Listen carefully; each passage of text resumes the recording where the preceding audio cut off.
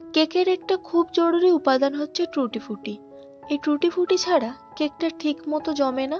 আবার এই টুটি ফুটিটা কিনতে গেলে আশেপাশের দোকানগুলোতে অনেক সময় পাওয়া যায় না। আজকের আমি এই টুটি ফুটির রেসিপি নিয়ে চলে এসেছি, তাও একেবারে কম খরচে, একটা মাত্র পেঁপে দিয়ে, যেটা স্টোর করে অনেক মাস পর্যন্ত রাখা যায়। তো চলো রেসিপিটা শুরু করা যাক। তো একটা মাঝারি সাইজের কাঁচা পেঁপেকে আমি এরকম ছোট ছোট টুকরো করে কেটে ভালো করে ধুয়ে নিয়েছি। এরপর কড়াইতে জল দিয়ে দেব।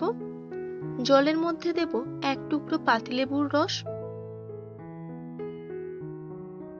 জলটা ফুটে এলে কেটে রাখা পেঁপের টুকরোগুলোকে দিয়ে নেব। এরকম ভাবে এটাকে সেদ্ধ করে নেব 70 থেকে 80% মতো। এটা সেদ্ধ হতে থাক, ততক্ষণ অন্যদিকে সবুজ ফুড কালারের জন্য কিছুটা পালং শাক সামান্য একটু জল দিয়ে ভালো করে পেস্ট করে নেব।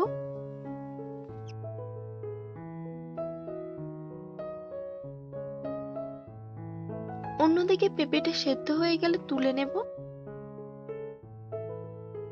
এরপর কড়াইতে দিয়ে দেব 1 কাপ চিনি। 1 কাপ চিনির মধ্যে দেব 1.5 কাপ জল। একটা চিনির শিরা বানিয়ে নেব। সামান্য যখন একটু চিটচিটে হয়ে আসবে, তখন এর মধ্যে সেদ্ধ করে জল ঝরিয়ে রাখা পেঁপের টুকরোগুলোকে দিয়ে দেব।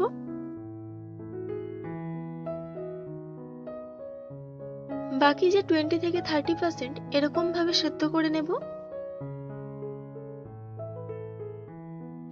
আস্তে আস্তে চিনির জলটা এরকম শুকিয়ে আসবে। তো চিনির জলটাকে আমি ভালো করে এরকম করে শুকিয়ে নিয়েছি। এরপর দুটো পাত্রে অল্প অল্প করে তুলে নেব।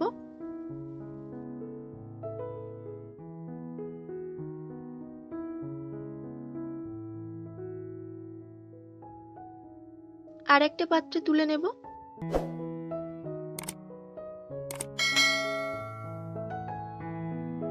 আর কিছুটা কড়াইতেই রেখে দিয়েছি, এটার মধ্যে পালং শাকের রসটা মিশিয়ে দেব। তারপর গ্যাসের ফ্লেমটা লো রেখে ভালো করে মিশিয়ে নেব যতক্ষণ না রসটা শুকিয়ে আসছে। পালং শাকের রস দেওয়ার ফলে কিন্তু কোনো রকম গন্ধ হয় না। আর একটা পাত্রে যে তুলে রেখেছিলাম সেটার মধ্যে একটু সামান্য হলুদ ফুড কালার মিশিয়ে নেব।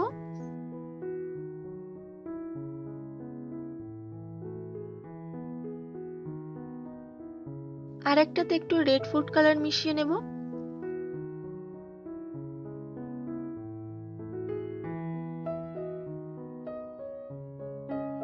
সবগুলো ভালো করে মিশিয়ে নিলাম। এরপর একটা থালার মধ্যে সবগুলোকে ঢেলে নেব।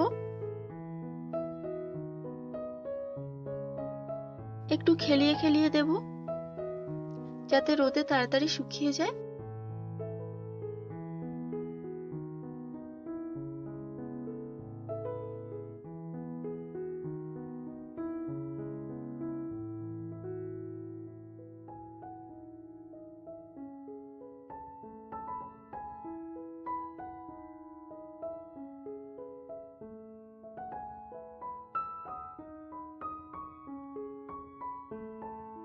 এবার এটাকে 2 থেকে 3 দিন টানা রৌদ্রে শুকাতে হবে। তো আমি 2 দিন পর দেখাচ্ছি। দেখো টুটি ফুটি গুলো কতটা সুন্দর হয়েছে। এই টুটি ফুটি রেসিপি তোমাদের কেমন লাগলো কমেন্ট করে অবশ্যই জানাবে। ভালো লাগলে লাইক, ও চ্যানেলে যারা নতুন তাদের কাছে অনুরোধ রইল চ্যানেলটিকে সাবস্ক্রাইব করে পাশে থাকা, যাতে আমার ডেইলি সমস্ত রেসিপি সবার আগে তোমাদের সঙ্গে শেয়ার করে নিতে পারি।